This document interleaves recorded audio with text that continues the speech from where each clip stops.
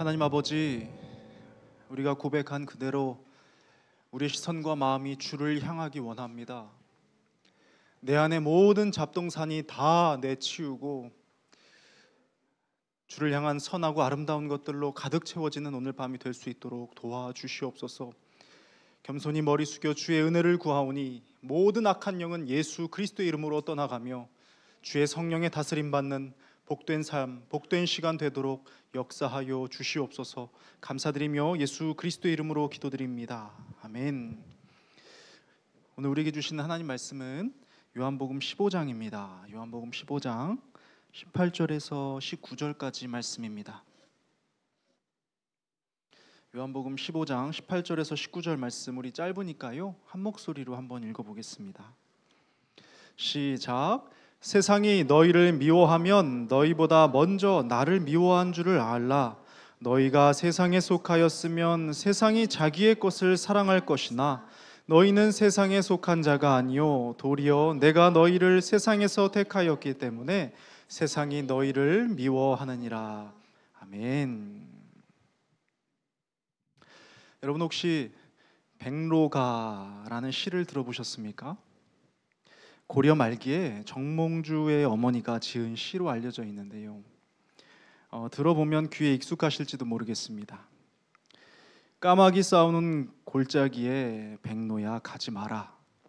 성낸 까마귀가 흰 빛을 샘낼까 염려스럽구나. 맑은 물에 기껏 씻은 몸을 더럽힐까 하노라. 이 시는 간신의 무리들과 어울리지 말도록 아들을 훈계하기 위해 지어진 것인데요. 여기서 우리가 흔히 알고 있는 까마귀 노는 곳에 백로야 가지 마라 라는 말이 나온 것이죠. 물이 든다는 겁니다. 그래서 더러워질 수 있고 상처를 입을 수도 있으니 피하라는 겁니다. 비슷한 뜻으로 금묵자흑이라는 말도 있죠. 먹을 가까이 하다 보면 자신도 모르게 검어진다는 겁니다. 분명한 것 같아요. 사람은 생각보다 주변의 영향을 많이 받는 존재거든요. 원하지 않는다고 해도 자유로울 수는 없습니다. 그런데 희한한 건 뭡니까? 좋은 것보다는 나쁜 것에 더욱 그렇다는 겁니다. 그렇기 때문에 환경이 무척이나 중요한 거예요. 가정 환경, 생활 환경, 대인 환경. 자, 특히나 누구를 만나느냐 하는 이 만남은요, 인생의 방향을 바꿔버릴 만큼 큰 영향력을 가지는 것이 사실입니다. 그렇지 않습니까? 여러분 아시잖아요. 누군가의 부정적인 말 한마디가 나의 하루를 망쳐버리는 경험이요. 아니면 누군가의 악한 유혹 하나가 나를 오래도록 끈질기게 따라다니며 괴로운 상처를 남기기도 하지요. 저는 실제로 보았습니다. 애지중지하며 최선을 다해 키웠던 자녀가 사람 한 명을 잘못 만나서 모든 게 엉망돼버리는 일을 말입니다. 어느 날 무리지어 다니던 불량배들이 과수원에 몰래 들어가서 배를 도둑질했습니다. 나무를 막 흔들고요, 발로 차서 배를 우수수 떨어뜨리고는 한껏 쓸어 담아 달아났죠. 그런데 이들은 허기가 졌다거나 생계가 어려워서 도둑질한 게 아니었습니다. 배를 그저 한 입 베어 먹고는 모두 돼지우리에 던져버렸거든요. 이 불량한 젊은이들은 이런 행위 자체를 즐겼던 겁니다. 악한 일을 하면서 스릴과 즐거움을 느꼈고 무용담처럼 이야기를 했죠. 더 심한 악한 짓을 할수록 더 큰 자랑이 되었습니다. 그리고 이 무리 중에 한 명이었던 청년 어거스틴은 훗날 이렇게 고백을 합니다. 그저 죄를 즐겼던 것입니다. 어떤 뚜렷한 이유 없이 사악한 일을 했습니다. 그러나 나는 혼자서는 그런 짓을 하지 않았을 것입니다. 절대로 나 혼자서는 그런 짓을 하지 않았을 것입니다. 우정답지 못한 우정이요, 너는 영혼을 이상하게 유혹하는 자, 탐욕과 장난의 충동으로 해로운 짓을 갈망하는 자, 다른 사람이 잘못됨을 보려고 하는 자였다. 어거스틴은 과거 나쁜 동료와의 일화를 기록하며 죄의 사회성, 집단성, 연대성을 말해주고자 했습니다. 개인이 어떠한지보다 더 중요한 건 그가 속한 그룹, 그 무리가 어떠한지라는 겁니다. 그곳에서 부추겨지고 충동되고 악한 것에 담대해지는 일들이 나타나기 때문입니다. 남의 이야기가 아니죠. 우리는 죄의 습성을 잘 알고 있습니다. 죄는 주변을 물들이길 좋아하지요. 죄는 자신에게 속하지 않은 존재를 견딜 수 없어 합니다. 그래서 죄는 항상 누군가를 끌어들이기 위해 애를 씁니다. 여러분, 태초에 사람이 선악의 열매를 탐했던 사건을 잘 아실 겁니다. 보암직하고 먹음직도 한 금단의 열매. 정말로 그랬는지 아니면 욕심 때문에 그렇게 보였던 건지는 모르겠습니다. 다만 이것을 먼저 삼켰던 하와가 그 열매를 아담에게 건네주고 말았다는 겁니다. 참 이상하죠? 그녀는 죄를 범한 후에 깨닫게 된 변화를 숨겼습니다. 먼저 선악의 열매를 먹고 깨닫게 된 변화를 숨긴 거예요. 먼저 눈이 밝아진 그녀는 당신만은 먹어서는 안 된다고 말하지 않았습니다. 오히려 아담을 이 죄에 동참시키기 위해 아무렇지도 않은 듯 열매를 건넸던 겁니다. 그를 속였던 거예요. 잘 아시는 것처럼 죄란 관역을 벗어났다라는 뜻입니다. 죄란 단순히 뭘 했네 안 했네의 문제가 아니라 마땅히 향해야 할 존재에게서 벗어난 것을 말합니다. 어떤 반응이나 태도 같은 것들은 그냥 결과적인 것일 뿐이에요. 그런데요, 이 죄는 살아있어요. 그래서 벗어날 뿐만 아니라, 관역에서 벗어날 뿐만 아니라 벗어나도록 끌어당깁니다. 죄는 모든 인생이 관역을 벗어나 다른 곳에 꽂히기를 정말로 간절히 원하거든요. 앞서 본 죄의 습성이 그렇잖아요. 자신과 같아지기를 원하는 거예요. 물들기를 바라고 또 물들이기를 원하는 것이죠. 그러나 죄의 특징, 관역을 벗어나는 것의 특징은 이뿐만이 아닙니다. 오늘 본문 19절인데요. 너희가 세상에 속하였으면 세상이 자기의 것을 사랑할 것이나 너희는 세상에 속한 자가 아니요 도리어 내가 너희를 택하였기 때문에 세상이 너희를 미워하느니라. 무슨 말입니까? 만약 자신에게 속하지 않으려는 자들이 있다면, 끝까지 관역으로 향하려는 자들이 있다면 시기하고 미워하며 부득부득 이를 갈기 시작한답니다. 조롱과 모욕으로 이들을 시험하고 순간순간 날카롭게 상처내고 긁어대는 거예요. 여러분, 목숨이 위협받던 때도 있지 않았습니까? 세상이 우리를 미워하는 일이 굉장한 핍박으로 오던 때가 있었습니다. 기록된 말씀에는요, 히브리서 11장인데요, 또 어떤 이들은 조롱과 채찍질 뿐 아니라 결박과 옥에 갇히는 시험도 받았으며 돌로 치는 것과 톱으로 켜는 것과 시험과 칼로 죽임을 당하고 양과 염소의 가죽을 입고 유리하여 궁핍과 환난과 학대를 받았다고 합니다. 그러나 지금은 이 미움의 방식이 극단적이지 않습니다. 더 교활해진 건지 아니면 이 정도까지는 필요가 없어진 건지는 모르겠지만 급하지 않고요, 절대 서두르지 않습니다.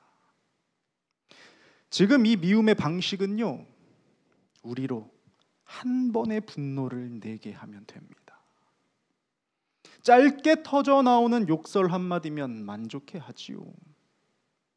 날카로운 크락션 한번 누르도록 해내면 되고, 짜증과 신경질 섞인 행동 한 번이면 흡족해 합니다. 여기에 죄책감이나 남 탓이라는 조미료만 조금 뿌리면 완벽하지요. 아니면 무엇이 되었든 상관없이 온 시선과 마음을 쏟게 하면 됩니다. 이것을 취했다고 표현할 수 있겠죠. 시시껄렁한 것을 쳐다보고 웃으며 시간을 낭비하게 하면 됩니다. 아니면 계속되는 소음과 분주함 속에 서 있도록 하지요. 영원하지 않은 것을 영원한 것인 양 쫓게 만들고, 행복이 여기 있다, 아니 저기 있다 하며 뛰어다니게 만듭니다.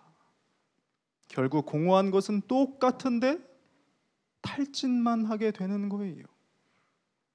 얼마나 교활한지, 그저 여러분의 하루 동안 관역을 향하기는커녕 관역을 생각조차 못하도록 만들기만 하면 되는 겁니다.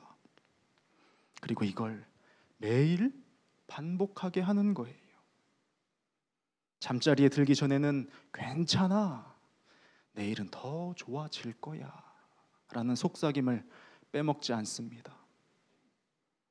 스크로테이프의 편지라는 책에서 악마는 이렇게 편지를 씁니다. 과거보다는 미래 속에서 살게 만드는 편이 훨씬 낫다. 감사는 과거를 바라보고 사랑은 현재를 바라보지만 두려움과 탐욕과 정욕과 야망은 앞을 바라보지. 어떤가요?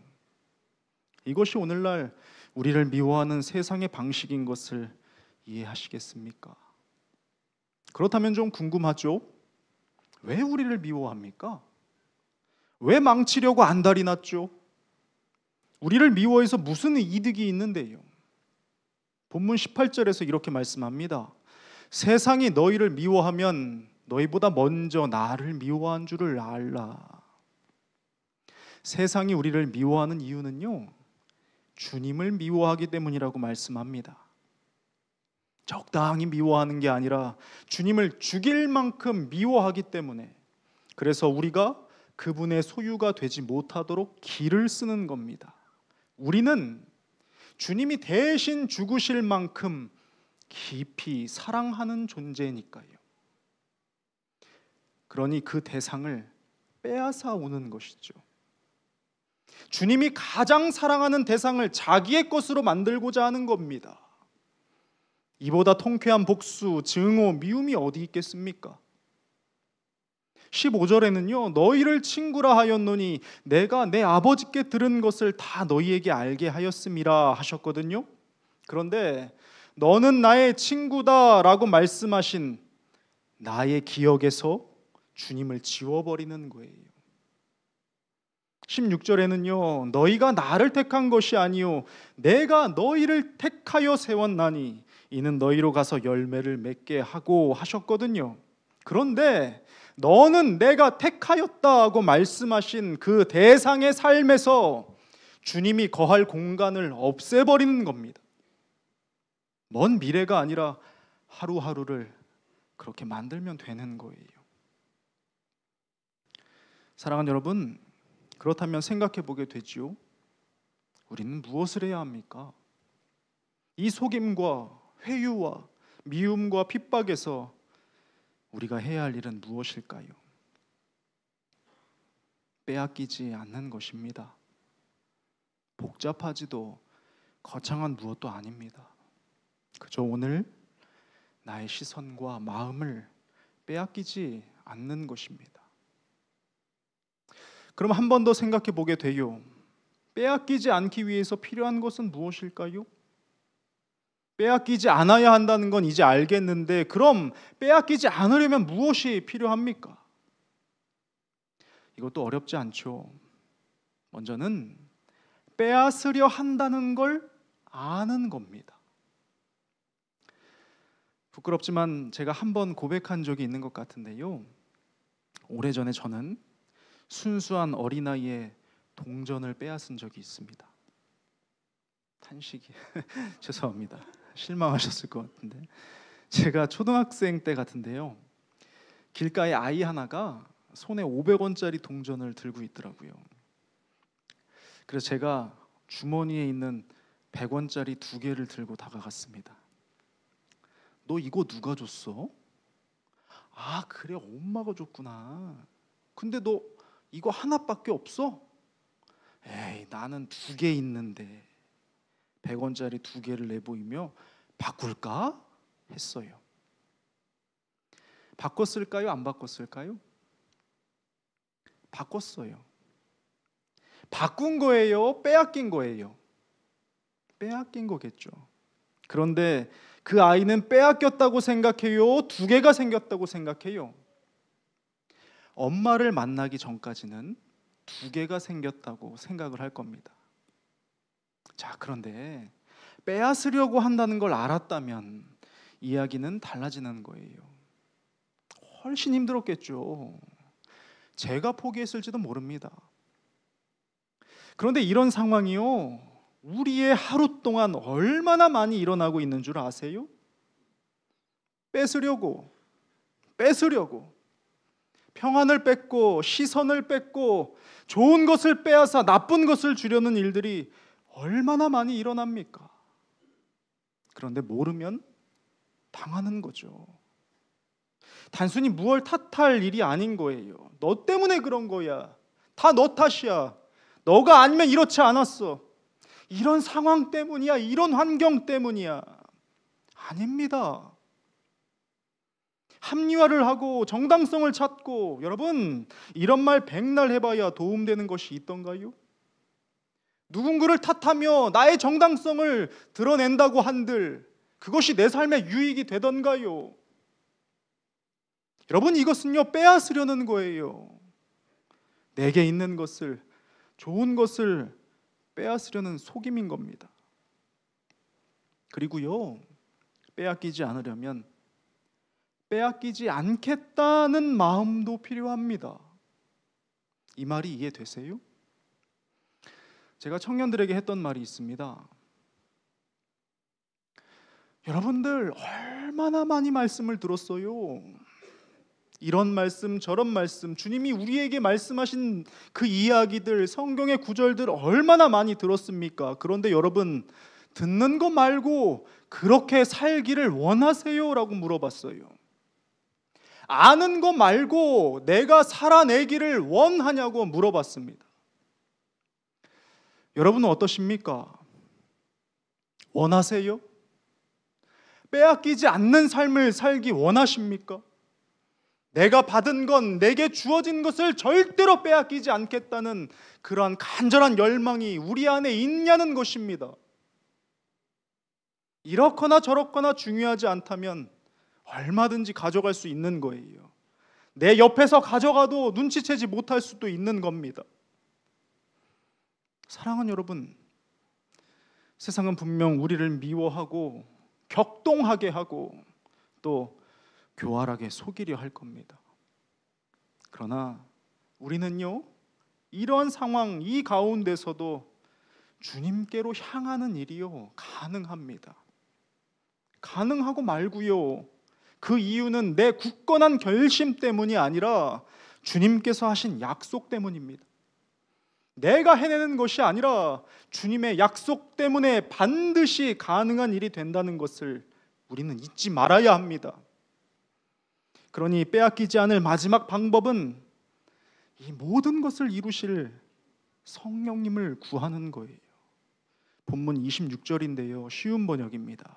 나는 돕는 자, 곧 진리의 원천이신 성령을 너희에게 보내겠다. 그분은 아버지께로부터 너희에게 오셔서 나에 관하여 모든 것을 알려주실 것이다.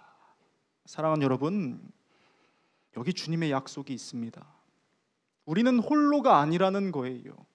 성령님을 우리에게 보내셨다는 거예요. 돕는 자, 보혜사를 우리에게 보내셨고, 그 성령께서 우리의 눈을 열어 주님을 향하여 보게 하시겠다는 겁니다. 우리의 시선과 마음을 주님께로 향할 수 있도록 도우시겠다는 거예요. 그러니 믿으십시오.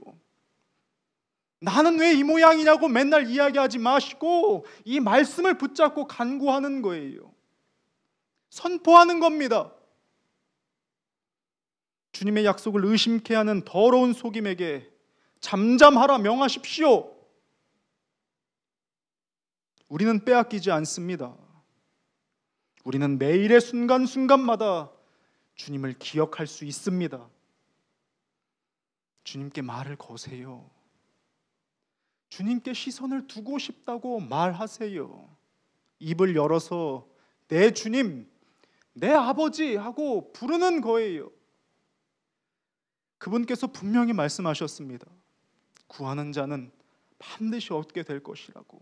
그런데 우리가 구하는 그것이 주님을 바라보겠다는 것이라면 어찌 그 외침을 외면하시겠습니까? 이 단순한 믿음이 우리의 삶을 변화시키길 원합니다. 이 아름다운 일을 맛보아 알게 되기를 주님의 이름으로 축복합니다. 우리 시간 함께 찬양했으면 좋겠습니다.